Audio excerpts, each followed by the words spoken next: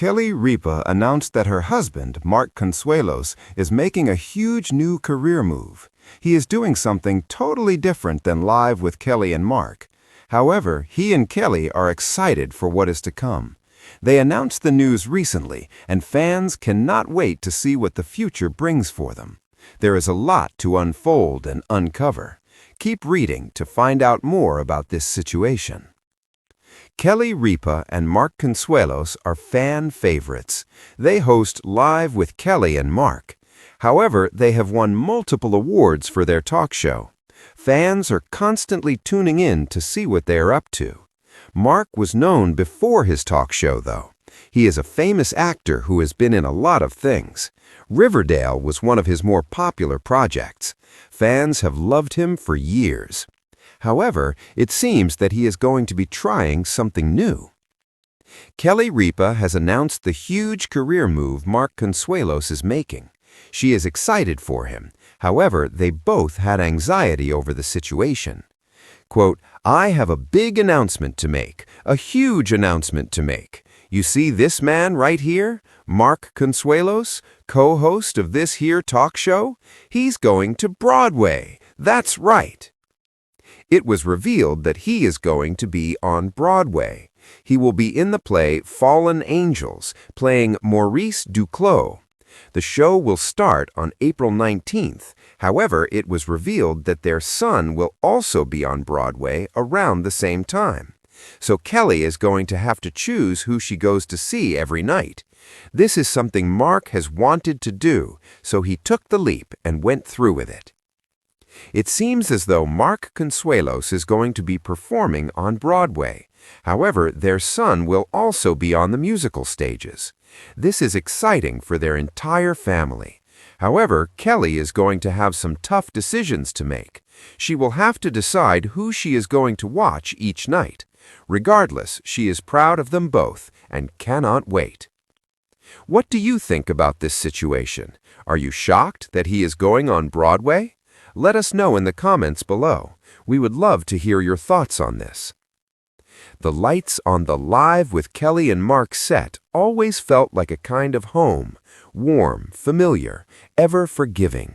For years, Kelly had walked beneath that soft glow with a microphone clipped to her blouse and a laugh always ready. Mark had come in later, wife's grin and an easy, self-deprecating charm that made the morning look like a conversation at the kitchen table. Together, they were a practiced duet, quick with jokes, tuned to each other's timing, the kind of public intimacy that somehow still felt private. So when Kelly's face brightened in a way that wasn't on cue, the audience noticed. Quote, "I have a big announcement to make, a huge announcement to make. You see this man right here, Mark Consuelos, co-host of this here talk show? He's going to Broadway. That's right." The news erupted. Mark made a mock bow, while Kelly read the words off a card as if the surprise wasn't prearranged. But the laugh lines at the corners of Mark's eyes, the way he pressed his lips together around a grin, said something truer than a rehearsed gag. He was thrilled and tiny both at once. He had wanted this for a long time. The news spread faster than any morning segment. Clips were clipped and reclipped, gifs stitched together of Kelly's flustered glee and Mark's sheepish, boyish smile. It was headline fodder, but for a family that had been in the public eye for decades, headline fodder could be a blessing and a burr. People loved the idea of Mark on Broadway because they loved the idea of reinvention.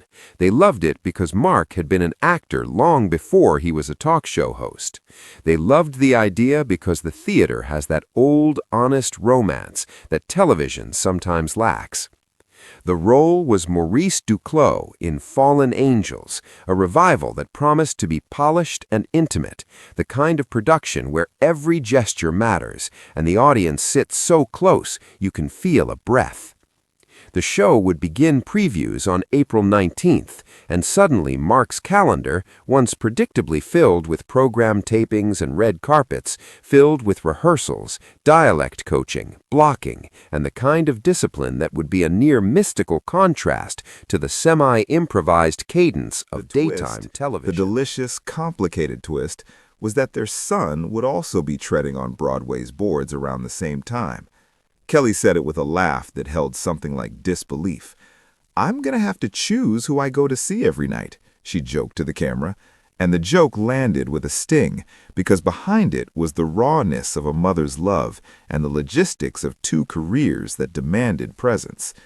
In the days after the announcement, the Consuelos household felt like theater itself. Lines whispered at kitchen counters, sudden conspiratorial gestures as someone tried on a jacket and asked, "Does it look too old for Maurice?" As if playing a character might require a change of clothes as much as a change of self. Mark studied the text like a student, and also like a man who had learned to make a living out of being observant. There was a reverence in him now that the talk show's laughs and banter couldn't quite satisfy. Kelly, for her part, oscillated between pure, unalloyed pride and an anxious maternal tug. She wanted to be there for every step, be the rapt fan in the front row who could clap loud enough to embarrass him in the sweetest way. But there would be nights she couldn't, or shouldn't, and the thought of that made her stomach twist. "I'll probably commute like a crazed person," she told a friend, "or I'll hire a runner's cronies to sprint between theaters." What began as a domestic comedy gradually revealed another layer, a couple in their middle years making a choice that felt like a rite of passage. They weren't young and reckless, they were seasoned and deliberate. Mark had a reputation as a working actor long before Live with Kelly and Mark, an old soap opera, a recurring role on a high-profile teen drama, a series of guest parts and steady jobs, the kind of career that leaves you with a depth in your voice. But Broadway was an old, different mountain. The climb would be technical and spiritual, to learn to project without shouting, to make a gesture mean, to stand still and let silence sing. Rehearsals began in a studio with gray walls and faced mirrors that reflected more than a face. Mark arrived early, a thermos in hand and a script under his arm. He listened with the kind of hunger that belonged to someone rediscovering a part of themselves. The director, someone known for not tolerating smallness, pushed him. "Let Maurice have contradictions," she told him one afternoon. "Don't give me just charm. Give me someone who scares himself sometimes." Those sessions were the quiet work of craft. Line readings, subtext, a pause adjusted by inches, as unseen as the pin on a costume, but as consequential. Mark admitted on one solitary taxi ride home that he had been nervous in a way he hadn't been since his first audition. Kelly, who had done her share of rehearsals and live performances, knew the feeling. She'd watched him in the kitchens at home, reading lines aloud to their children as if practicing to an empty room. That room became less empty as his son joined in one afternoon, the two of them playing, in different ways, the same game of transformation.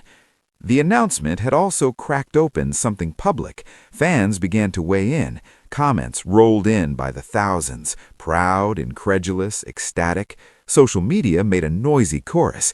There were jokes about Kelly sitting on the aisle between two theaters like an exhausted ringmaster, flipping a coin and running between curtain calls. There were earnest notes about legacy and bravery, about what it meant to start again when the world assumed your story had been written. But for every cheer, there was a quiet log jam, the family logistics of a household suddenly under two spotlights. Their son, who'd been building his own path, had rehearsals of his own, and the family calendar looked less like a tidy grid and more like a rabbit warren. Kelly and Mark started using colored pens to map out who was where and when, their household management becoming a choreography of its own. It was practical and oddly romantic, the way they coordinated childcare for a late night, the way they swapped lines at the dinner table to keep the jokes fresh. Opening night approached like a tide. There was a rising of nerves, a scraping of routine. Dress rehearsals for Mark felt warmer and stranger than any television taping. The backstage smell of fabric and powder and breath made his throat tighten. Kelly, at his side in the allotted minutes before the curtain lifted, touched his arm as if to anchor him. She reminded him of something she had said in the studio. "You get to do this." The phrase was simple, but it was permission as much as encouragement. On the first night, the theater was packed with a special kind of audience: friends, colleagues, a scattering of daytime TV fans who had traded their morning coffee for an evening seat. Critics sat with their pens like surgeons. The lights dimmed, the orchestra tuned, and Mark walked out into a different kind of intimacy. 50 rows of faces, yes, but each face a small, honest mirror. The city outside continued its traffic hum, oblivious to the small stakes inside this theater that felt for a few hours like the center of the world. He found Maurice's voice within a scene of quiet cruelty, then tenderness, the kind of layered humanity that made him grateful for every earlier role that had taught him to listen. When the scene called for a small private cry, Mark let it be small and private. The theater, paradoxically, makes smallness enormous. Kelly watched from her seat, a cluster of friends around her, and the way she cheered at the end, the applause that seemed to pour out of her chest, was more than public pride. It was a domestic hymn. Her son, at his own opening night shortly after, returned the favor with a look across the lights that said, without needing words, "You did that."